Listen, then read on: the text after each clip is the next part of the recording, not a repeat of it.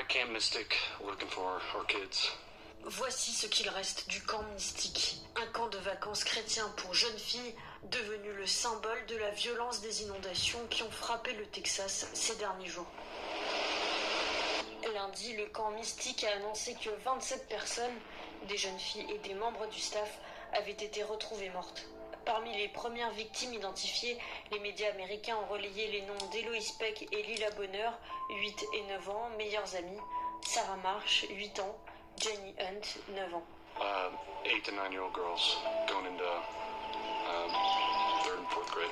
Située au bord du fleuve Guadalupe, l'institution accueille chaque été depuis la fin des années 1920 des fillettes et adolescentes de tout le Texas.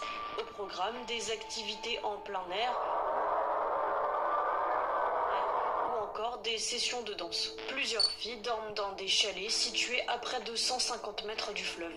Dans la nuit de jeudi à vendredi, le niveau du fleuve Guadalupe est monté de près de 8 mètres en seulement 45 minutes après des pluies diluviennes.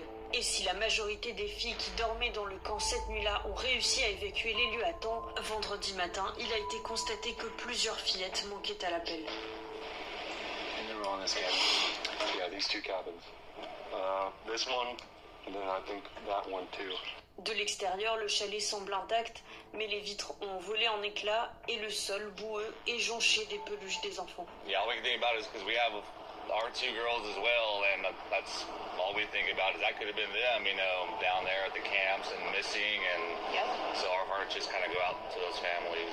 Richard Eastland, propriétaire du camp Mystique depuis 1974, figure aussi parmi les victimes. Il est mort en essayant de porter secours à des fillettes.